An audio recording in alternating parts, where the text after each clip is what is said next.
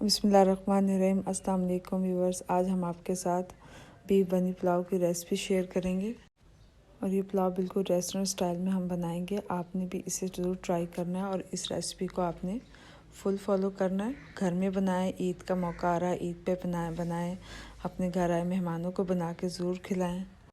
आपने step by step इस video को फुल फॉलो करना है और कोई पार्ट आपने इसका स्किप नहीं करना। और ये रेसिपी आप जिसको भी बना के खिलाएंगे वो आपके बगैर तारीफ़ किए रह नहीं सकेगा। इस ईद पे आपने इस रेसिपी को ज़रूर ट्राई करना है। चले हम अपनी रेसिपी की तरफ चलते हैं। यहाँ पर हमने 2 प्याले डालडा बनास्पति घी की लिए। यहाँ पर आपने ऑयल का इस्तेमाल नहीं करना। आपने बीफ बनी पुलाव बनाना तो आपने घी का इस्तेमाल करना है। यहाँ पे हमने तकरीबन 2 प्याले घी लिया था जो अच्छे से गर्म हो गया, मेल्ट भी हो गया। अब हम इसमें 2 चम्मच लहसुन अदरक का पेस्ट शामिल करेंगे। इसको आपने 1 मिनट के लिए अच्छे से फ्राई कर लेना है, मीडियम टू लो फ्लेम पे। यहाँ पे अच्छे से फ्राई हो गया है। अब हम इसमें फ्राई की हुई प्याज शामिल करेंगे जो हमने पहले फ्राई करके रख ली थी, ताकि आपका टाइम भी बच जाए और उससे टेस्ट भी और अच्छा सा आ जाए और लुक भी ज़बरदस्त सी हो जाए पुलाव की। अब हमने इसको अच्छे से मिक्स कर लेना है 1 से 2 मिनट के लिए। यहाँ पर बहुत ज़बरदस्त सी खुशबू आ रही है। अब हम इसमें ग्रीन मसाले शामिल करेंगे, जिसमें हमने हरा धनिया, हरी मिर्च और पुदीना लिया था, जिसका पेस्ट बना के हमने इसमें शामिल कर दिया। इसको भी हमने 1 मिनट के लिए अच्छे से फ्राई करना है। आपको मेरी वीडियो पसंद आए तो आपने लाइक और शेयर ज़रूर करनी है। आप मेरे चैनल वंडरलिशियस पे नए हैं तो मेरा चैनल फॉलो ज़रूर करें और सब्सक्राइब ज़रूर कर लें और बेल आइकन भी प्रेस कर लें, ताकि हर लेटेस्ट वीडियो आप तक पहुंच सके। अब हमने इसमें 3 टमाटर लिए थे जिनका पेस्ट बना के उसको शामिल कर दिया। अब हमने इसको मिक्स कर लेना है मीडियम टू लो फ्लेम पे।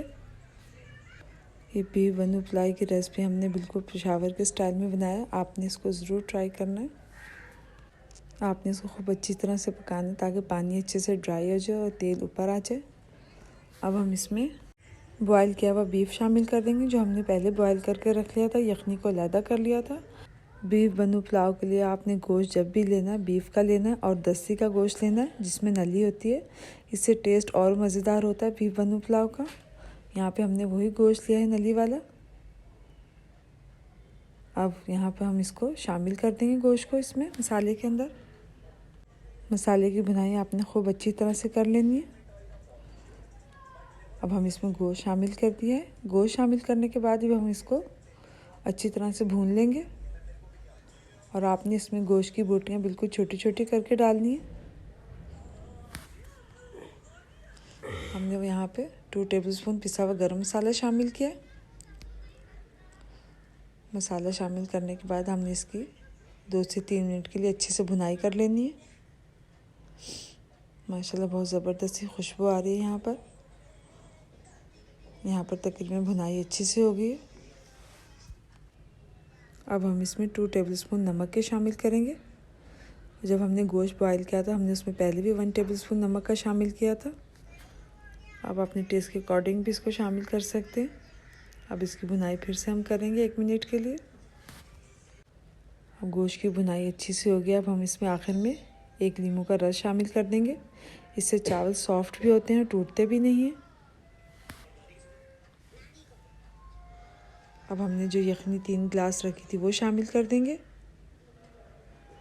और 3 गिलास हम इसमें पानी के शामिल कर देंगे। पानी शामिल करने के बाद हम इसको कवर करके रख देंगे ताकि पानी अच्छे से पक जाए। यहाँ पर हमने 3 गिलास चावल लिए थे जिनको हमने तकरीबन आधा घंटा भिगो के रख दिया था और इसी की मुनासबत से हमने 6 गिलास पानी के शामिल किए इसमें। यहाँ पर पानी अच्छे से पकना शुरू हो गया। अब हम इसमें चावल शामिल कर देंगे जो भिगो के रखे हुए थे। चावलों को शामिल करने के बाद हम इसको अच्छे से मिक्स कर लेना ताकि चावल आपस में जुड़े ना। अब इनको अच्छे से मिक्स करने के बाद हमने कवर कर दिया था और कवर करने के बाद हम जब इतना पानी रह जाए तो आपने इसको दम दे देना है।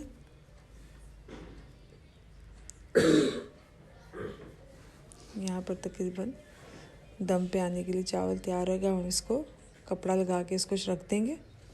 यहाँ पे चावल अच्छे से दम पर आ गए। अब इसको चम्मच की मदद से आहिस्ता आहिस्ता मिक्स कर लें। देखिए चावल का एक एक दाना कैसे खिला हुआ है।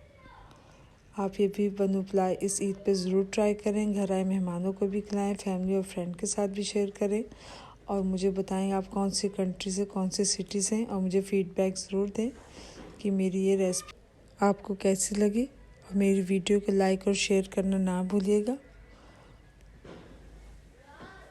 माशाल्लाह कैसी ज़बरदस्ती खुशबू आ रही है। खुद भी खाएं और घर आए मेहमानों को भी खिलाएं। और अगली वीडियो तक के लिए अल्लाह हाफिज़।